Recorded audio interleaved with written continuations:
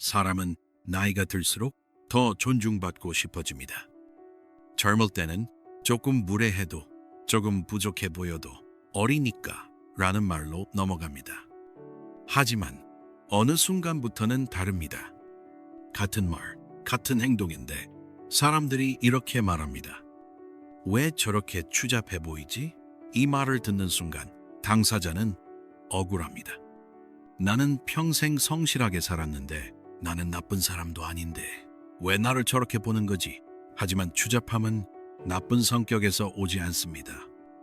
추잡함은 작은 습관에서 옵니다. 본인은 모르는 사이 조금씩 쌓인 습관들이 어느 순간 사람의 인상을 바꿔버립니다. 오늘 이야기는 성격이 나쁜 사람 이야기가 아닙니다. 실수로 품격을 잃어가는 순간들에 대한 이야기입니다. 지금부터 말씀드릴 7가지. 혹시 한두 개라도 겹친다면 그건 부끄러운 게 아니라 지금 고칠 수 있다는 신호입니다. 왜냐하면 인식하는 순간부터 변화는 시작되기 때문입니다. 첫 번째, 외로움을 공격성으로 바꾸는 사람입니다. 가장 먼저 이걸 말씀드리는 이유가 있습니다. 이게 모든 문제의 시작이기 때문입니다. 나이가 들면 이상하게 말이 거칠어집니다. 식당에서 반찬이 조금 덜 나왔을 뿐인데 소리가 커집니다. 복지관에서 자리 하나 때문에 언성이 높아집니다. 자식한테 전화했는데 바쁘다고 하면 그래, 부모가 죽어도 모르겠네, 이런 말이 튀어나옵니다. 왜 이렇게 될까요? 사실 이 사람들의 마음속엔 단 하나의 감정만 있습니다. 나 외로워. 하지만 그 외로움을 부드럽게 표현하지 못합니다. 왜냐하면 이 나이에 외롭다고 말하는 게 쪽팔리게 느껴지기 때문입니다. 나는 자식도 있고 손주도 있는데 외롭다니 이게 말이 돼? 그래서 외로움을 공격성으로 바꿔버립니다. 심리학에서는 이걸 감정 전환이라고 부릅니다. 슬픔을 분노로, 공허함을 짜증으로, 외로움을 공격성으로 바꾸는 겁니다. 왜 이렇게 바뀔까요? 분노는 슬픔보다 쉽기 때문입니다. 슬픔은 약해 보입니다.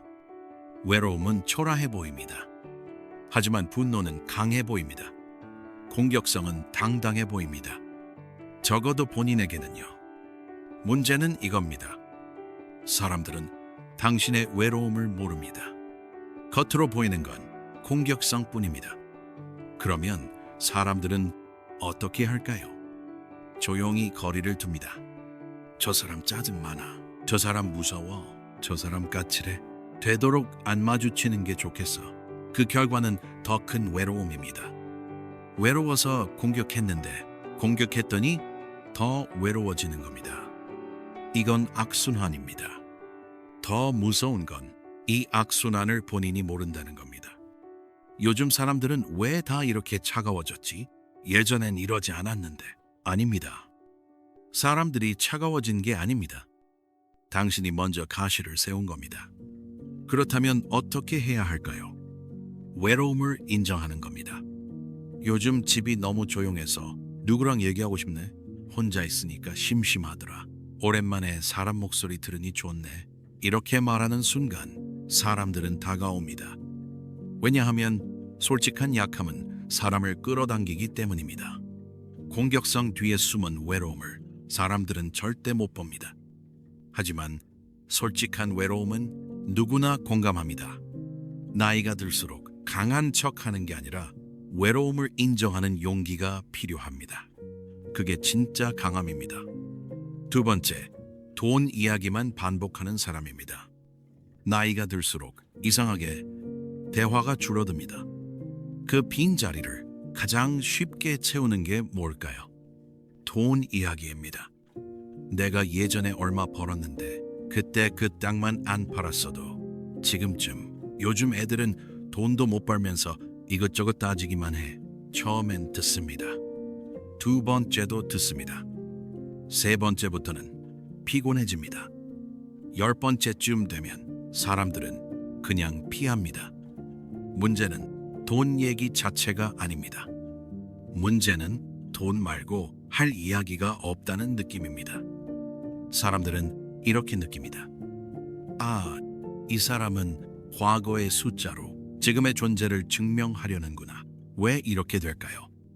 나이가 들면 현재 자랑할 게 줄어듭니다. 젊을 땐 오늘 이런 일 했어. 내일 저런 계획이 있어. 다음 달에 이걸 시작할 거야. 이런 얘기가 자연스럽게 나왔습니다. 하지만 은퇴하고 건강이 약해지고 할 일이 줄어들면 과거로 갑니다. 과거에서 찾는 게 뭘까요? 내가 쓸모 있던 시절입니다. 그 중에서 가장 명확한 증거가 돈입니다. 나 예전엔 이만큼 벌었어. 이 말 속엔 이런 의미가 숨어 있습니다. 나도 한때는 쓸모 있는 사람이었어. 나도 능력 있는 사람이었어. 나도 인정받던 사람이었어. 안타깝게도 사람들은 그렇게 받아들이지 않습니다. 사람들이 듣는 건 이겁니다. 지금은 할 얘기가 없구나. 지금은 존재감이 없구나. 과거에만 살고 있구나. 더 문제는 이겁니다. 돈 얘기를 반복할수록 실제로 현재가 사라집니다. 과거 얘기만 하다 보면 오늘 할 일이 없어집니다. 오늘 할 일이 없으면 내일 할 얘기도 없어집니다. 그러면 또 과거로 갑니다. 이것도 악순환입니다. 돈은 자랑이 아니라 조용히 묻어둘수록 가치가 커집니다. 나이 들수록 돈을 말하지 않아도 사람이 보이게 살아야 합니다. 그렇다면 뭘 말해야 할까요? 요즘 읽는 책, 요즘 배우는 것, 요즘 관심 있는 주제, 요즘 즐기는 취미. 현재를 사는 사람만이 현재의 대화를 할 수 있습니다. 70대에 중국어를 배우기 시작한 분이 있습니다. 80대에 유튜브를 시작한 분도 있습니다. 60대에 등산을 시작해서 백두산을 오른 분도 있습니다. 이분들은 과거 얘기를 안 합니다. 현재 얘기가 너무 많아서입니다. 사람들은 이런 어른을 만나고 싶어 합니다. 과거의 돈이 아니라 현재의 열정을 가진 어른을요. 세 번째, 남의 불행을 은근히 즐기는 태도입니다. 처음엔 정보처럼 말합니다. 걔 이번에 망했다더라. 쟤 이혼했대. 요즘 장사 안 된다더라. 아들이 직장 잘렸대. 하지만 듣는 사람은 금방 알아챕니다. 이건 정보가 아니라 비교라는 걸. 더 정확히 말하면 위로라는 걸. 저 사람도 힘드네 라는 말 속엔 나만 힘든 게 아니구나 라는 안도감이 숨어 있습니다. 나이가 들수록 남의 불행을 말하는 순간 사람의 품격은 급격히 떨어집니다. 왜일까요? 행복한 사람은 남 얘기할 시간이 없습니다. 자기 인생이 충만한 사람은 남의 인생에 관심이 없습니다.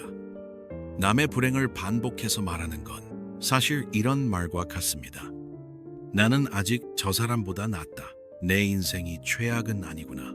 적어도 나는 저렇게까지는 안 됐어. 이 마음이 보이는 순간 사람들은 조용히 거리를 둡니다. 더 무서운 건 이겁니다. 남의 불행을 말하는 습관은 본인도 모르게 얼굴에 새겨집니다.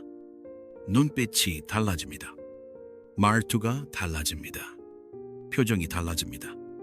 입꼬리가 내려갑니다. 눈빛에 냉소가 서립니다. 목소리에 도끼가 묻습니다. 사람들은 말하지 않지만 느낍니다. 이 사람 얼굴에 음기가 있네? 이 사람한테서 부정적인 기운이 느껴져.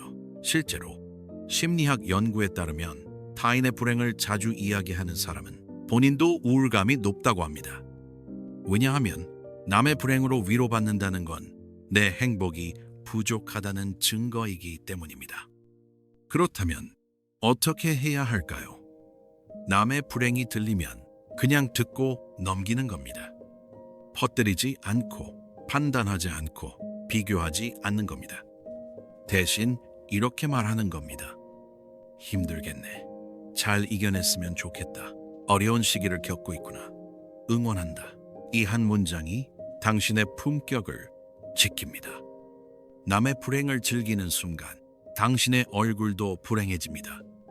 남의 행복을 응원하는 순간 당신의 얼굴도 밝아집니다.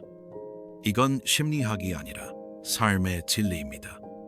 네 번째, 사소한 손해에 과도하게 집착입니다. 몇백 원 더 받았는지, 서비스 하나 빠졌는지, 계산서 한 줄이 맞는지. 젊을 땐 꼼꼼하다고 봅니다. 하지만 나이가 들수록 이건 다르게 보입니다. 여유가 없다고 느껴집니다. 특히 사람들 앞에서 작은 손해의 언성을 높이는 순간 주변 공기는 바로 차가워집니다. 사람들은 속으로 이렇게 생각합니다. 이 사람 인생이 지금 이 돈만큼 좁아졌구나. 왜 나이 들수록 작은 손해에 집착하게 될까요? 이유는 세 가지입니다. 첫째, 수입이 줄어듭니다. 젊을 땐 월급이 들어왔습니다. 조금 손해봐도 다음 달 또 들어올 거라고 생각했습니다. 하지만 은퇴 후엔 들어오는 돈이 정해져 있습니다. 나가는 돈이 무섭게 느껴집니다. 둘째, 통제할 수 있는 게 줄어듭니다. 나이가 들면 내 마음대로 되는 게 점점 없어집니다. 건강도 마음대로 안 되고, 관계도 마음대로 안 되고, 시간도 마음대로 안 되고, 자식도 마음대로 안 됩니다. 그래서 집착합니다. 내가 통제할 수 있는 유일한 것, 돈에 집착합니다. 셋째, 섭섭함이 쌓입니다. 내가 평생 이렇게 열심히 살았는데 왜 이것밖에 안 남았지? 내가 이렇게까지 아껴야 하나? 이 섭섭함이 작은 손해도 참지 못하게 만듭니다. 문제는 이겁니다. 작은 돈을 지키려다 큰 존중을 잃습니다. 몇백 원 아끼려고 평생 쌓은 품격을 무너뜨립니다. 계산이 안 맞습니다. 그렇다면 어떻게 해야 할까요? 손해를 보는 게 아니라 넘길 줄 아는 능력을 키우는 겁니다. 이럴 수도 있지. 괜찮아. 다음엔 조심하면 되지. 실수할 수도 있지. 이 말 한마디가 당신을 큰 사람으로 만듭니다. 나이가 들수록 작은 걸 따지는 사람이 아니라 작은 걸 넘기는 사람이 되어야 합니다. 그게 진짜 여유입니다. 부자는 돈이 많은 사람이 아닙니다. 작은 손해를 넘길 수 있는 사람이 부자입니다. 다섯 번째, 내가 다 해봤다는 태도입니다. 그거 다 해봤어. 내가 너 나이 때는 말이야. 그건 안 돼. 들어봐. 내 말이 맞아. 경험은 자산입니다. 하지만 강요하는 순간 짐이 됩니다. 젊은 사람들은 조언이 아니라 가능성을 원합니다. 그걸 잘라버리는 말이 바로 내가 다 해봤다입니다. 왜 나이 들수록 이 말을 자주 하게 될까요? 세 가지 이유가 있습니다. 첫째, 진짜로 많이 겪었습니다.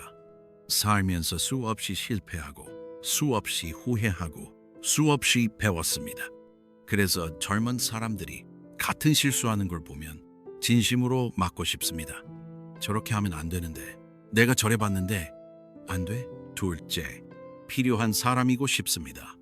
나이가 들면 사람들이 물어보는 게 줄어듭니다.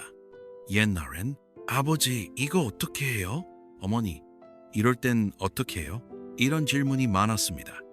하지만 요즘은 사람들이 네이버에 물어봅니다. 유튜브에 물어봅니다. 챗 GPT에 물어봅니다. 그래서 먼저 말하게 됩니다. 내가 알려줄게.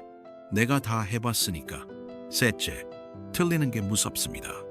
나이가 들면 틀릴 기회가 줄어듭니다. 젊을 땐 틀려도 괜찮았습니다. 다음에 잘하면 되지. 하지만 나이 들면 이 나이에 그것도 몰라? 라는데 시선이 무섭습니다. 그래서 틀리지 않으려고 자기 경험만 고집합니다. 하지만 듣는 사람은 어떻게 느낄까요?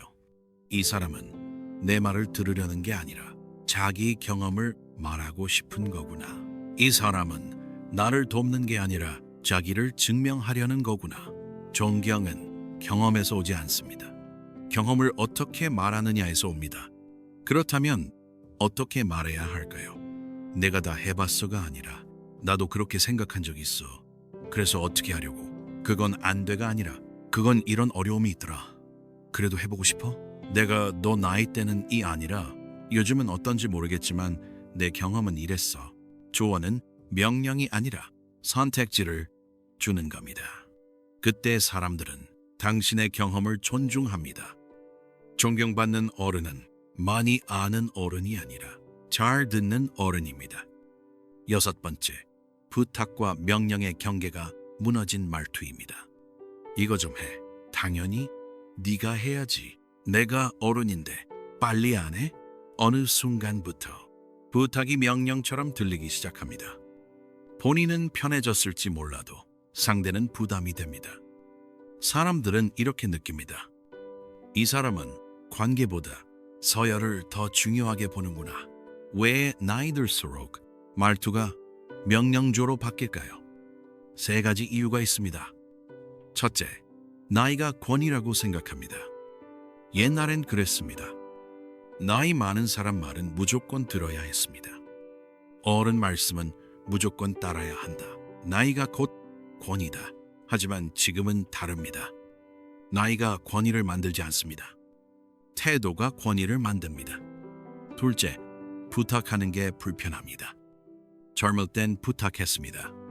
미안한데 이거 좀 도와줄 수 있어? 하지만 나이 들수록 이 말이 자존심 상하게 느껴집니다.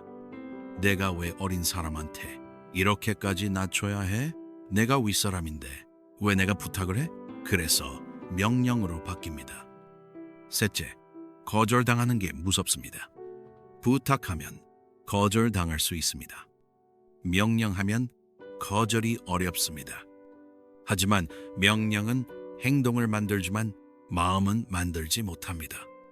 사람들은 시키는 대로 하지만 속으로는 거리를 둡니다.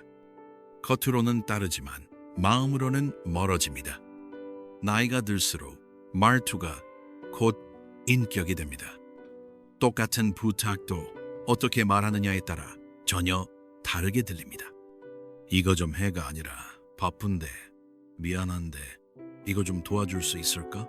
당연히 네가 해야지가 아니라 내가 해주면 정말 고맙겠어. 내가 어른인데가 아니라 나이 들어서 불편한 게 많아 도와줄래? 빨리 안 해가 아니라 시간 될 때 해줘도 괜찮아. 이 차이가 당신을 존경받는 어른으로 만듭니다.